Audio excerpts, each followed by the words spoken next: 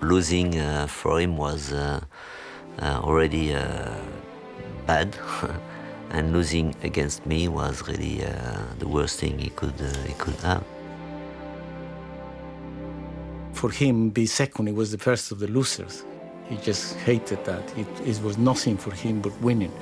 He just wanted to psych his opposition, that they all think that Senna was in front of them. He had to be quickest all the time.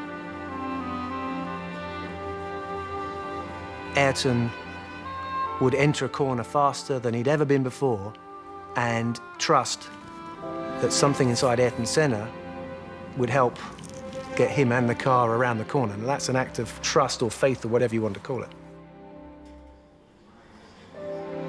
He prepared his chance, but when it was there, he took it. And when you want to correct it, no way. That was a crash, you know. So in the end of the day, when you saw the yellow helmet, you know you're in troubles. I always thought that he was just too intense about winning, and he actually believed that he had a God-given right to win.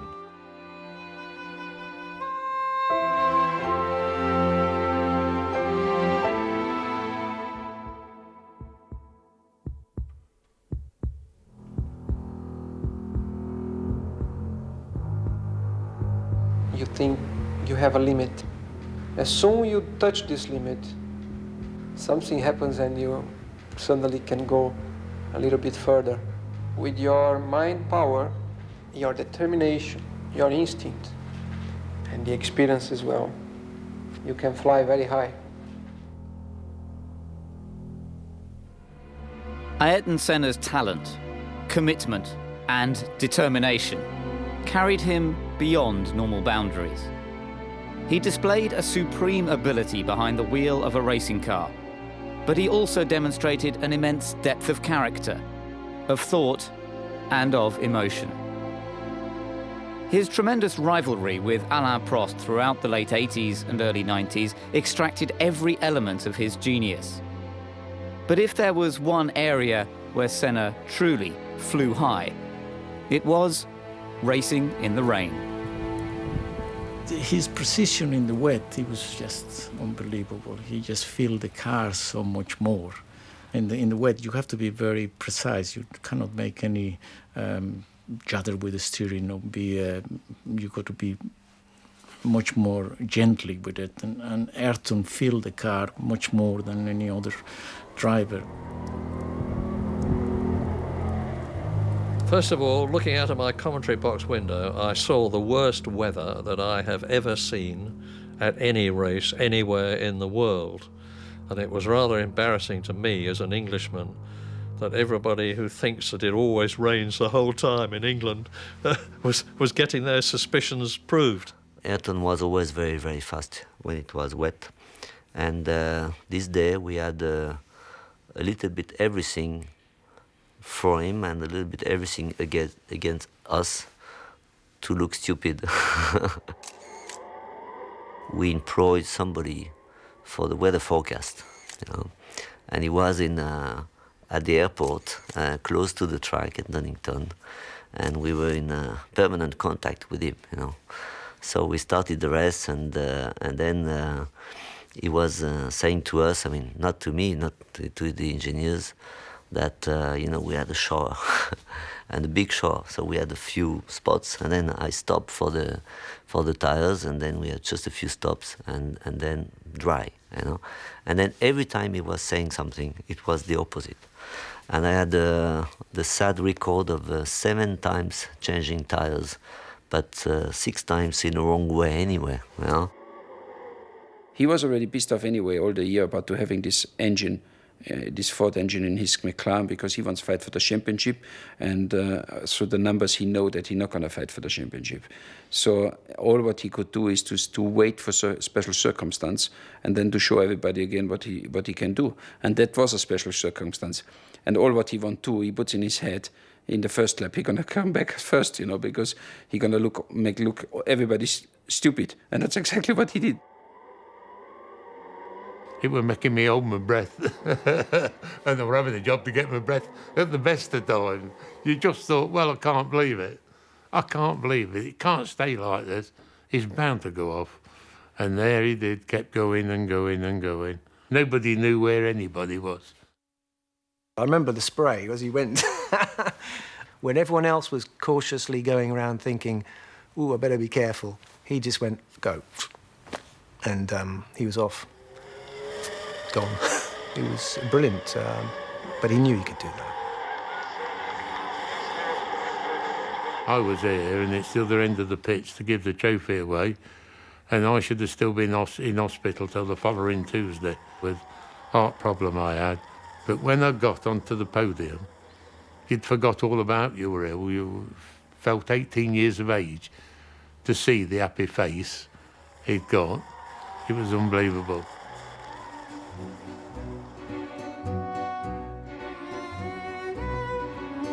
His roots were firmly grounded in the sprawling steel-making city of São Paulo, the industrial heartland of Brazil. Here, amid the energy and bustle of South American commerce, Ayrton developed his talents on the kart track at Interlagos and began a collection of trophies that would become greatly cherished by his close-knit family. O Ayrton sempre foi uma pessoa extremamente determinada. Ele sabia exatamente o que ele queria e ele ia atrás daquilo até conseguir. Ele era extremamente persistente. Quando ele era pequeno, a gente chamava ele de teimoso, porque ele ia assim até o fim, aonde ele queria chegar. De criança, eu lembro muito a época que ele corria, que ele treinava de kart, da época que ele, inclusive, foi viajar para fora, e nas viagens que ele fez para fora para correr em campeonatos de kart, eram viagens rápidas, mas que sempre tinha uma expectativa muito grande de que resultado que ele ia obter, e sempre ele teve, cada ano ele tinha resultados muito positivos. Então as minhas recordações são muito ligadas a isso, porque a vida dele era muito, muito ligada ao automobilismo. Desde que eu nasci, desde que eu me lembro, ele já andava de kart quando eu nasci. Before long, kart racers in Brazil and all around the world became all too aware of the driver in the yellow helmet. O Ayrton, eu conheci ele quando ele era um garoto de kart, ele era piloto de kart. Mas na época eu já pintava para o Emerson Fittipaldi, que era bicampeão mundial de Fórmula 1, para o Nelson Piquet, que já estava na Fórmula 1, então ele queria criar a sua identidade também. Então eu resolvi, pensando em colocar uma cor quente no capacete, como a Ferrari, que é vermelha, pintei ele de amarelo, certo? Com duas faixas saindo em verde e azul, saindo como se fossem os olhos dele, porque dá movimento e dá agressividade também. Então assim foi feito e foi composto as cores do país, em verde, amarelo, azul e branco. Quando Ayrton retornou, ele quis adotar essa pintura, que ficou para sempre a pintura dele. Foi isso aí. I know him since long time ago, because we did 2 World Karting Championship together in Le Mans and Estoril, 78 and 79. So this goes back to the very, very old days. And he was very, very committed. He had this, this star, these eyes. He was exceptionally committed, I think, more than anybody else. A gente sempre foi uma família super unida, e quando Ayrton foi morar na Inglaterra, todos nós sentimos muito, e ele também, né, a falta, a distância. Então a gente muitas vezes ia para lá, ou quando ele podia vir, para poder ter essa proximidade maior. Ele escrevia muito. Cada corrida que ele fazia, ele escrevia detalhando cada curva, cada coisa que ele tinha feito. A gente tem essas cartas até hoje, e mesmo à distância, o contato sempre foi muito, muito próximo. Como o Ayrton, quando foi para lá, ele não sabia inglês, então ele ficava em frente da televisão, horas e horas, tentando entender o que estava se passando, procurando aprender a língua e se concentrando. Ele também não sabia cozinhar, nunca soube, e na verdade ele passou alguns anos comendo ovo frito, ovo cozido, ovo mexido, todos os tipos de ovos possíveis e imagináveis, porque era o que ele conseguia fazer. Quando o Ayrton me procurou, em 1984, em janeiro, ele tinha muita preocupação com o preparo físico, com a sua saúde, porque ele era muito magro, uma pessoa realmente fraca. E era até chamado Franzino Ayrton Senna pela mídia. Nós iniciamos um trabalho, percebemos a vontade férrea que ele tinha de buscar ser mais forte, mais resistente. Era uma pessoa que tinha uma força interior muito grande, porque ele não media esforços. Se alguém perguntar qual a diferença do Ayrton, é esse fazer. Porque saber de cabeça é não saber nada. E eu falava muito para ele isso. Ayrton, o sábio não é o que sabe, o sábio é o que faz aquilo que sabe.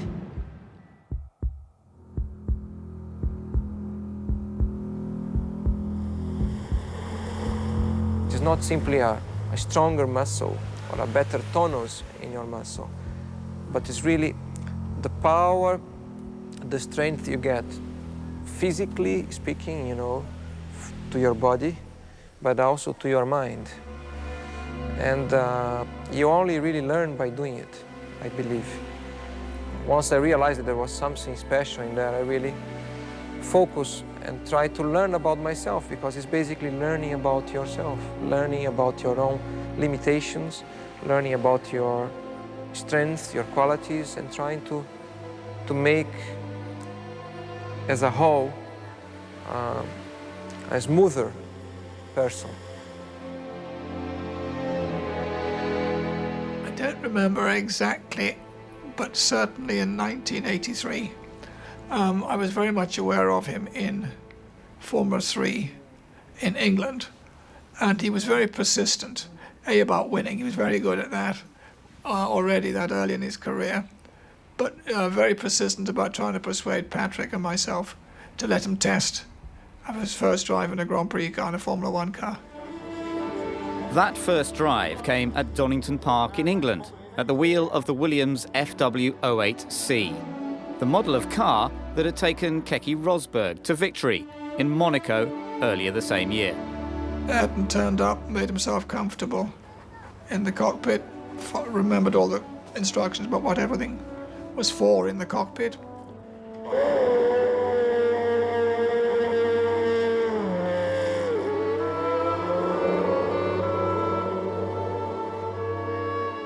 At the time, he was only halfway through his first season of Formula 3, but he was totally undaunted by the Grand Prix car with triple the power of his usual mount. I set off, did what we call an out and a straight back in lap to check over the car mechanically. And then over the next 21 laps, I think it was, he just went off a second quicker than the car had ever been around there. And then said, I think that's all right, I've got enough in my head, got out of the car and went home. So we were quite astonished. In that particular day, it was obvious that his brain was in total control of everything else, was just ahead of the game, clearly belonged in a Grand Prix car. He was born for that, if you like. We weren't ready to put him in the team in '84, partly for contractual obligations to other drivers. And then he went off to Lotus and then to McLaren. So it was quite a long while before we were able to offer him a seat, which was for '94. When he went to Tolman, it was fantastic to see another Brazilian driving. I mean, by instinct, I was always more of a fan of Ayrton than I had with any other Brazilian Formula One. I never had the chance to see Emerson, but I had the chance to see Nelson. With Ayrton, was different. I felt like he was driving tremendously, and he was going to be a champ. I remember we had a discussion about top drivers like Nelson Piquet or whatever. And I said to Ron and even all the people, take the best young guy coming, to get a very strong team is Ayrton. They all said to me, why you want to have Ayrton? I said, yeah, why not? It's thinking about the team. So having a teammate like Ayrton was very, very different to all the teammates I had, And also for Formula One, it was really exceptional to have two drivers of this same caliber. When Ayrton came into Formula One, Alain Prost was the top. He was number one, and he was the one that he wanted to catch. He wanted to beat him. And when he started testing with us and racing with us, he was not interested in anybody else in the grid. Just Alain, what time did he do? What tires is he using? What rear wing has he got? What springs has he got? He just wanted to know what Alain was doing, and that's the one he wanted to beat. He was a man like no other man I had ever met before. He was almost a mystic. He was very, very, very intense. He was a charismatic personality. He could be absolutely charming, but there was another side to his character. He was absolutely ruthless when he was in the cockpit. And he was an intensely religious, God-fearing man. And he actually believed that he had a God-given right to win.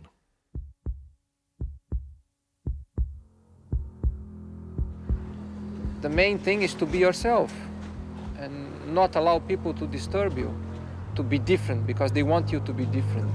You gotta be yourself. Many times it's through a mistake due to your own personality or your own character or interference that you get on the way that you learn. And the main thing is to make sure you learn through your mistakes and get better. I believe in the ability of focusing strongly in something, then you're able to extract even more out of it. His whole life was concentration for the race or for the championship. He had no family, no children, nothing, so it looks like he was living only for that. Ma durante le corse la cosa più difficile è quella di tenere la concentrazione, essere sempre concentrati, di non avere problemi che possono distogliere l'attenzione ai problemi reali della corsa, essere preparato tecnicamente e sapere cosa fare nel momento migliore e non fare errori né dal punto di vista tecnico né dal punto di vista umano. In the time of the very sophisticated racing cars we had with skirts and electronic suspensions and all that, where you have to put the car up on the straights and then lower down before the corner. You have to do so many things on the car. Ovviamente qualsiasi pilota che partecipa ad una manifestazione sportiva automobilistica, a prescindere che sia Formula 1 o altre categorie, è esposta a dei rischi. Questi rischi sono considerati, nessuno corre senza utilizzare la testa, perché un pilota senza la testa non ha futuro. Un pilota senza la testa ha una carriera molto breve perché farà molti incidenti e si farà sicuramente male. Quindi questa è una categoria dove serve essere veloci, performanti, costanti e intelligenti. As a racing driver, one has to be in tune with your emotions, your body, your mind, your psychology, all these things. So I think Ayrton had those qualities in abundance, and he was questioning. He seemed like a driver who was constantly questioning what it was to be a racing driver. Once he get into the concentrate, he didn't feel anymore any pain, he didn't feel anymore any stress, he didn't feel anymore. He was just in another world. As we all been, a kind of, but his one, he was more intensive. He was a step ahead. There's a state of mind that one is raised to where it becomes sort of transcendental. And Ayrton spoke about things to do with his concentration when he was in qualifying. He talked about a state of mind that he got into whereby he was there but not really driving the car. And these are things that speak of his level of concentration that he achieved as a racing driver. You had to do these famous qualifying laps. It was something where you was in the box, you watched still the monitor, you watched your competitors, you had to talk with your engineer, how is the wind, how is the sun, how is the asphalt temperature. And then suddenly the engineer told you, now let's go. That let's go means you had to switch a button and to say, okay, and now I have to be fully concentrate and actually getting into another vault where everything start to go in slow motion, because when you do a quick lap, you try to see everything in slow motion, to do all the fine things right. And it's a kind of a dream. Everyone who followed Formula One recognized that Senna was the master of qualifying. If you go for a corner on qualifying tyres with extra horsepower and you've never had that all weekend, how do you anticipate how fast you can go? How do we know how fast the car is capable? So Ayrton would enter a corner faster than he'd ever been before and trust that something inside Ayrton Senna would help get him and the car around the corner. And that's an act of trust or faith or whatever you want to call it. He explored his ultimate capabilities more than any driver seems to have done. The thing with him, he was such a good driver that he used to adapt to the car. When he couldn't make the car going quicker, he could make quicker a wheelbar, whatever you give him in his hands, he could make it quicker, because he changed the car and he didn't get it to his liking. Then he adapted to the car. How many times you have a car that is perfect how you like it? When you have a car that is perfect, Alain was unbeatable. Alain Prost was really good when the car suited him, but it suited him just a few times, not always. I was doing all the tests, and in winter I was not testing. I was doing all the tests for him, and to set up the car, I don't think he was the best driver, but driving mentally and getting the pole and being quick on one lap, and he was really the best, So I don't think I learned very much, because it's a little bit easier to learn about the car and the way you can improve the car than the mental way, because you cannot change your mental just like this when you decide it, Fórmula 1 tem uma exigência absurda. Não sei se você sabe, o piloto tem uma frequência média de 180 batimentos por minuto. É uma loucura, com picos de 220, 230. E apesar de ele estar num carro aberto, o calor é muito grande. Então a exigência do piloto é completamente diferente de qualquer esporte. É muito estressante.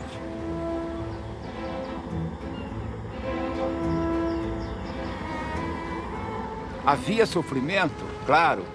Trabalhávamos a 1h da tarde, que é horário de verão, para pegar o maior calor. Porque para o Ayrton interessava, lá na Fórmula 1, quando a competição era extremamente desgastante. Quanto pior, melhor. Por quê? Porque ele estava muito mais preparado do que as outras pessoas, do que os outros pilotos, que na época não se dedicavam ao trabalho com o corpo, com a mente, com as emoções, com o espírito. Por isso, ele se tornou imbatível. Eu lembro quando começamos com a meditação, ele tinha uma dificuldade muito grande de não pensar. Tinha assim achava terrivelmente difícil fazer isso. No entanto, ele se envolveu tanto com esse processo de meditação que ele conseguiu momentos de uma profundidade mental tão eloquente que atingia níveis inigualáveis de profundidade, que ajudava muito nas tomadas de tempo, ajudava muito nos seus recordes, nas suas vitórias, porque a concentração dele era máxima devido a esse trabalho de meditação, de respiração, de relaxamento. Monaco was a special place for Senna.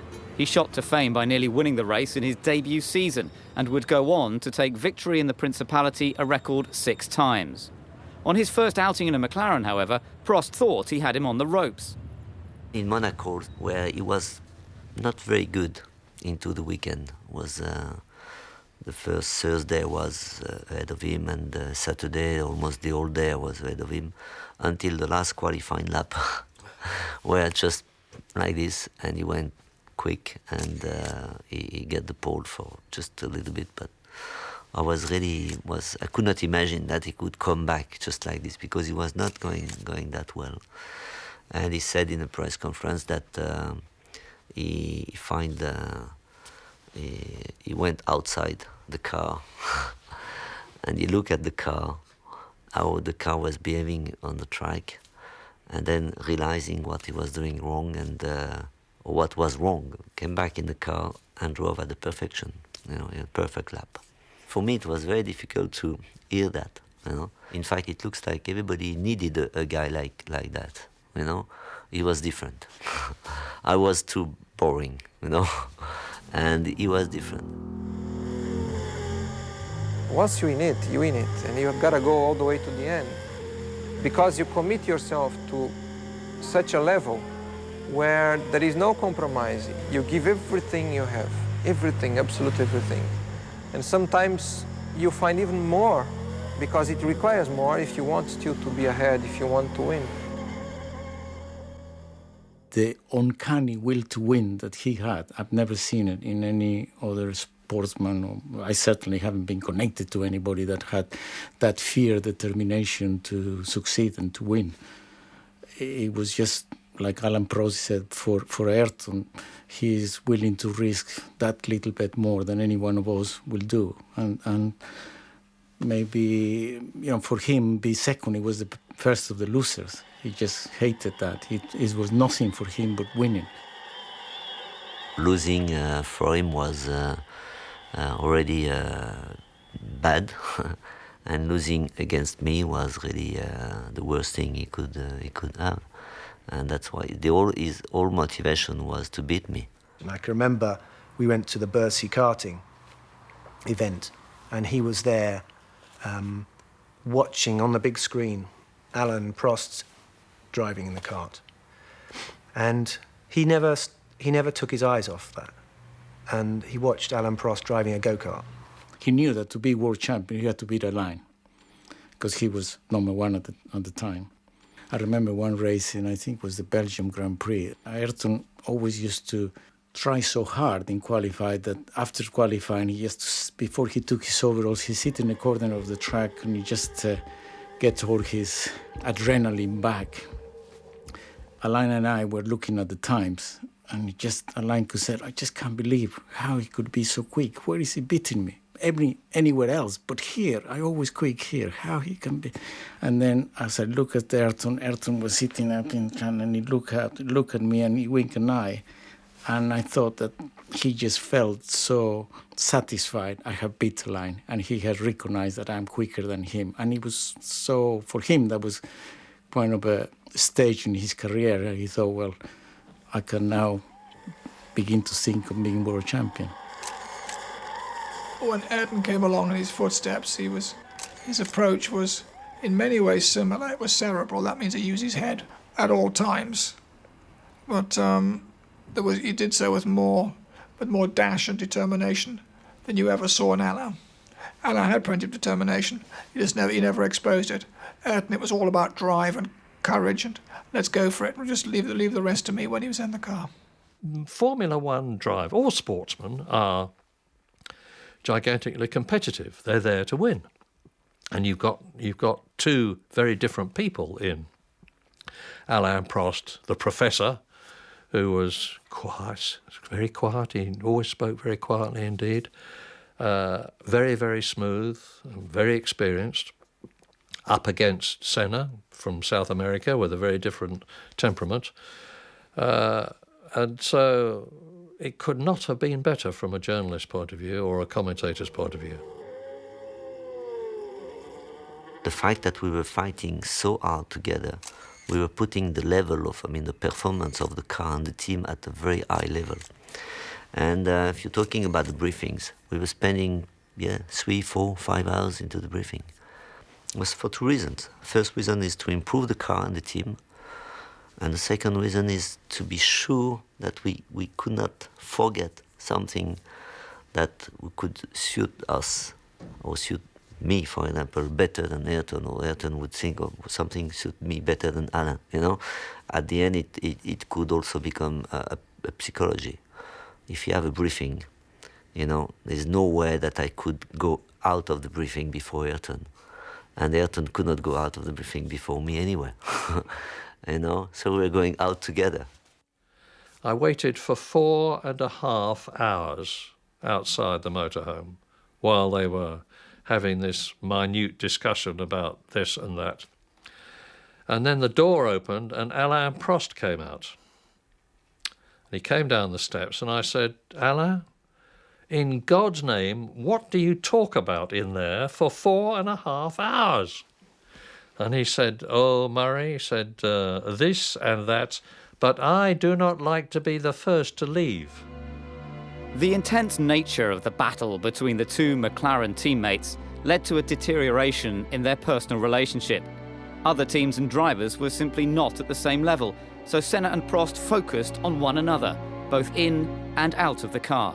But that was part of the fight we had anyway. Everything was tough. On the track, outside the track, setting up the car, all kind of things was really just at the limit all the time.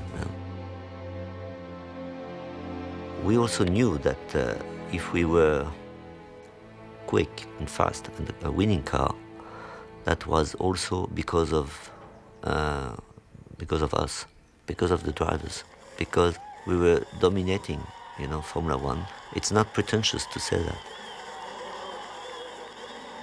Eu acho que o Ayrton e o Alain foram pessoas que precisavam muito uma da outra, porque para eles poderem desenvolver os próprios potenciais no top, da forma mais perfeita,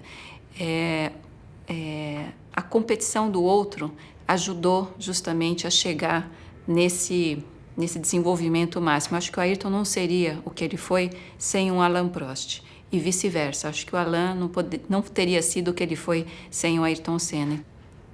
Uma vez perguntaram para o Ayrton se ele tinha inimigos e eu acho que o Ayrton respondeu uma das coisas mais lindas que ele respondeu em todas as suas muitas entrevistas.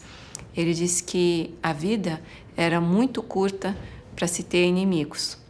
Então, eu acho que, às vezes, a vida é mais curta ainda do que a gente pensa, como aconteceu com ele.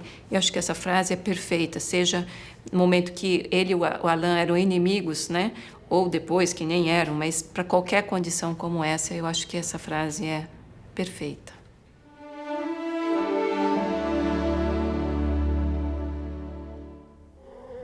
When you are under a lot of pressure, in a critical moment, in a championship or in a particular race, it's the one that can put together the combination between aggressivity and calculating things that will get the best result. And you need more than anything a very clear mind to understand exactly when is the moment to be aggressive, when is the moment to be calculating. To win a championship, you need the combination of those elements in the right doses at given moments. The lifestyle enjoyed by Ayrton was that of the rich and famous. Beautiful houses, lots of toys, and opportunities to relax. But his love of Brazil and for its people was reflected in the way they felt about him. He was idolized by the ordinary men and women in the street, and he's still idolized today. O máximo. pessoa extraordinária, maravilhosa. Foi embora muito cedo. Vagabundo, meu, é ele! Esse pra nós aqui é o melhor do mundo. Muito legal, muita saudade dele. Faz muita falta pro esporte brasileiro. Representava muita alegria, né? Ao domingo, tinha muita emoção na grande corrida dele. Grande piloto, tem muita alegria para nós no Brasil. É difícil ter outro piloto igual o... Ai, que beleza! A pessoa representa tudo pro nosso país. Foi o maior ídolo, a maior glória, foi tudo. Acho que para todos os brasileiros nós é a honra de ter uma foto dessa aqui, observar assim e ter como lembrança, né? Ele para mim, ele foi um dos melhores brasileiros do mundo e ele deve ser homenageado por todos, porque eu acho que ele foi o melhor, mesmo que ele já tenha ido. Isso aqui representou pra gente os melhores fins de semana aqui do Brasil. Para mim, um ótimo atleta, uma ótima pessoa, um ótimo ser humano e um exemplo de vida. Deu até um nó na garganta quando eu olhei. Isso para mim significa muito, viu? Muita saudade.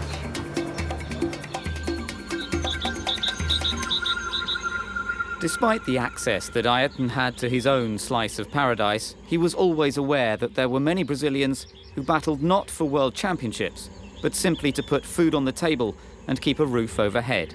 And it mattered to him more than many people knew.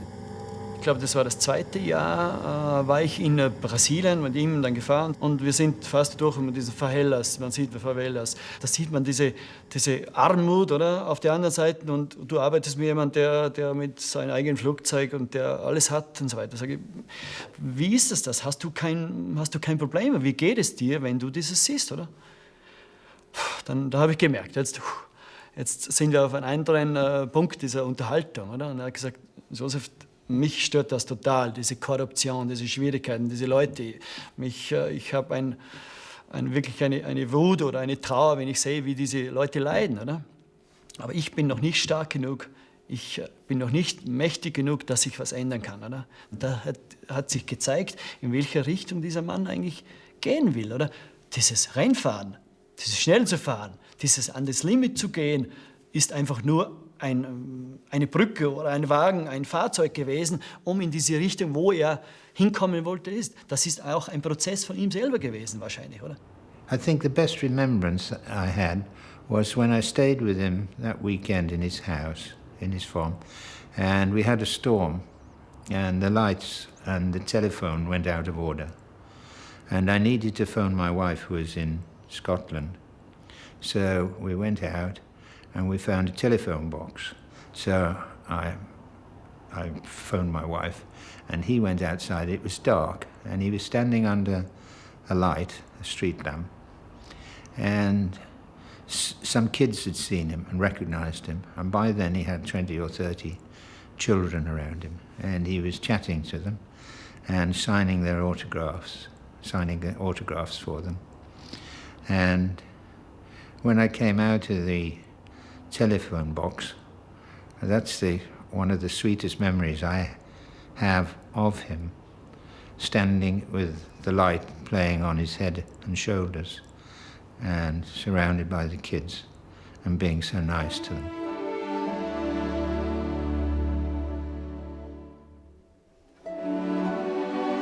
Dois meses antes do acidente, o Ayrton me procurou e disse que ele gostaria de fazer alguma coisa para ajudar crianças e jovens e me pediu para pensar a respeito e a gente voltaria a conversar. Só que essa segunda conversa não pôde acontecer, porque logo depois, 2 meses após isso, já aconteceu o acidente e então minha família e eu decidimos levar adiante essa ideia e plantar essa semente que o Ayrton deixou e foi assim que nasceu o Instituto Ayrton Senna.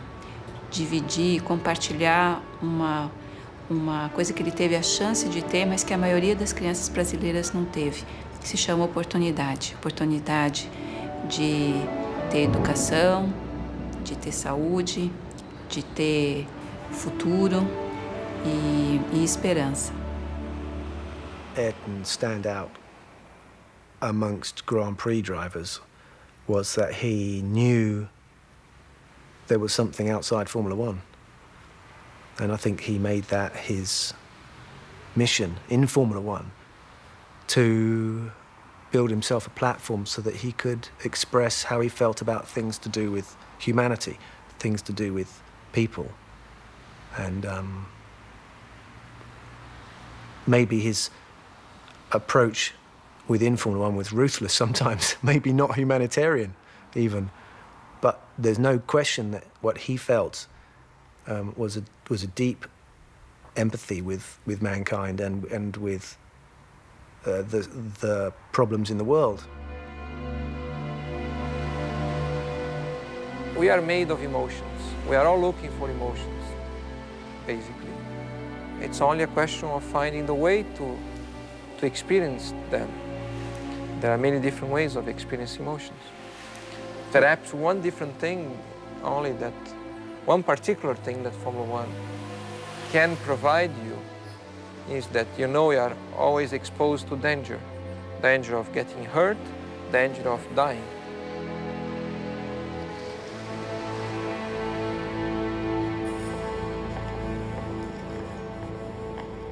Travel was a major factor in Senna's life. To ease the strain, he acquired his own aircraft and employed the services of a private pilot. Over a period of 4.5 years, Owen Omani got to know his employer extremely well. Very often we used to go backwards and forwards to Brazil, and we'd leave São Paulo at 10:30 at night, and Ayrton would lay out the bed at the back of the aircraft, go to sleep in his pyjamas, and we'd shut the door. And then first thing, 7 o'clock in the morning, I used to come back to the cabin, wake Ayrton up, and we'd be landing in England at 7:30, 8 o'clock in the morning. He'd be as fresh as a daisy, and of course we were totally shattered. My compliment to him is to say that he was big enough to be little, if you understand what I'm saying. In April 1994, Owen flew Senna to the Imola circuit for the San Marino Grand Prix. A Imola Ayrton si è sempre trovato in maniera particolare, come sul circuito di casa. Da allora, dopo l'84, Ayrton Senna ha conquistato 8 pole position in 10 anni. Ha cominciato con le Lotus e poi con la serie incredibile con McLaren, per finire con Williams, e anche l'ultimo anno in cui lui corse a Imola era chiaramente in pole position.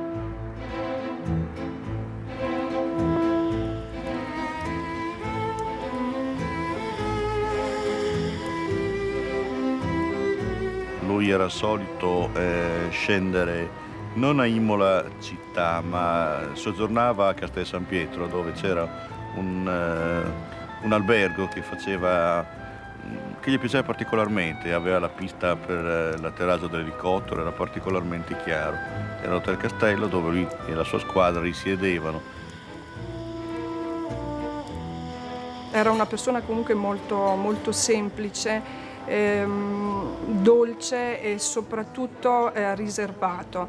Infatti chiedeva spesso di mangiare qui da noi nel ristorante, però voleva magari l'ultimo tavolo, quello più nascosto, più diciamo lontano dalle persone.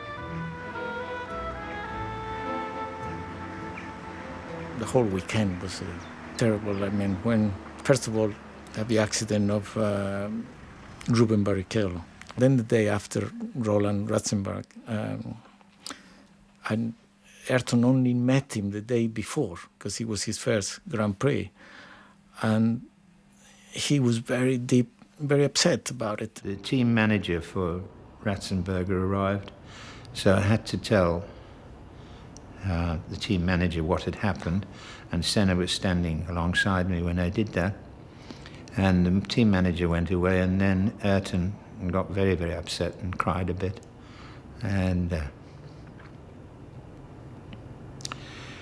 that's when I said to him, you know, Ayrton, you've been 3 times world champion, you're the fastest man in the world, and you like fishing. So I said, why don't you quit? And I'll quit, and we just go fishing. So when you asked him a difficult question, he wouldn't answer immediately. He would think. And he could see he was thinking, and how was he going to deal with that suggestion. And then finally he said, "Sid, I can't quit."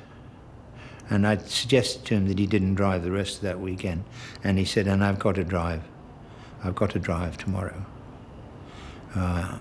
He said, "There's no way that I can stop driving at the moment." A special hello to our dear friend Alan in France. We all miss you, Alan. In the morning, when we had this TV coverage, so I was doing my job, and then we look at the commentary of Ayrton, and the first thing he says is not, "Okay, I take this corner in first gear, second gear." He said, "This first hello to Alain. Alain, I miss you." And I was really, on live, and they put that in the morning, they put that before the rest.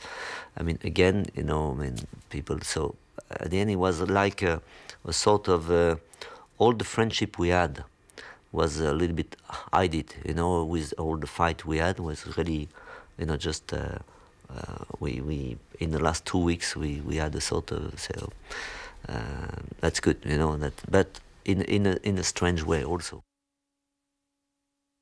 The last thing I remember in one life was there, of course, as a Ferrari driver, the Italians have a special way to celebrate you. And when they announced my name, the Italians was jumping and shouting. And I was just in front of his car, and he was in the car, and he looked to me, and he was laughing and things. So you really could see we was friends. It was an honest laugh. He was even happy if something went well for me. And that actually is the last time I really looked to his eyes, and we just been we seen each other. There have been many heavy accidents before. I had a very heavy accident in '89. I nearly died there, and Ayrton, one day after, Ayrton phoned me in the hospital how I am, and I said to him, "I'm okay, but I think this corner, it's very dangerous, and I think one day somebody gonna die there. It's too dangerous and should be doing something." But okay, we was talking a bit, and then we went to testing to Imola a couple of months later, and Ayrton and myself say this corner should be changed, and we walked to this corner, and we looked how it could be changed, and we looked over the wall, and Ayrton says to me, "But look, Gerd, I cannot change this. There's a rebar behind, so there's no way to move the wall." And we look both and say, "Yeah, unfortunately, there's a river behind. We cannot move the wall. So that's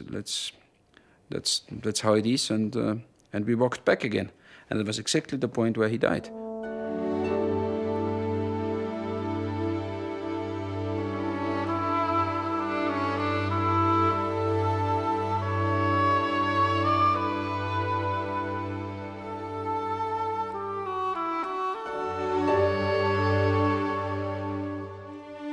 It was the worst day in the history of Formula One, because although many drivers were killed in Formula One before Ayrton Senna, none of them were as famous.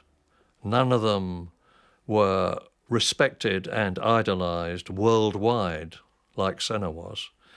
And the impact of Senna's death on Formula One in particular, motor racing in general, and the world at large, was like had never happened before, has never happened since, and I pray that it never does happen again. The Imola circuit witnessed the loss of one of the true greats of Formula One, but memories of Senna will never fade, and across the world, his spirit lives on.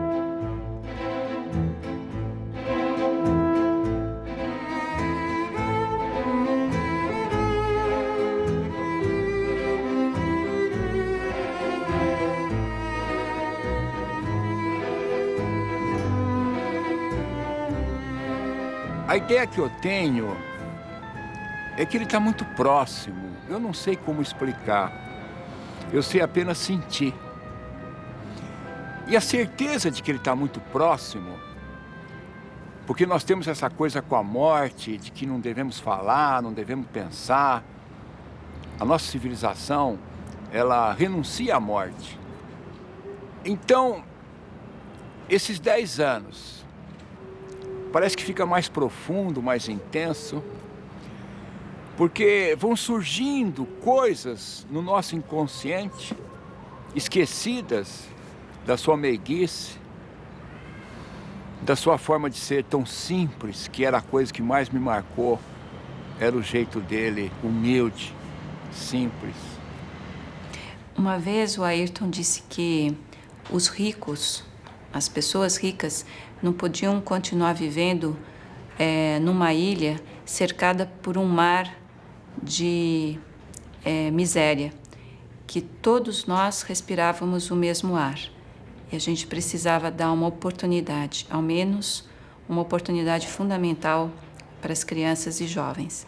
Então essa é uma visão que o Ayrton tinha, que eu tenho e nasceu da minha família, como uma educação de valores que respeita a pessoa do outro e pensa que é importante que todos nós possamos ter oportunidades, dar certo, respeitar as pessoas e ser responsáveis, ser corresponsáveis pelo próprio país.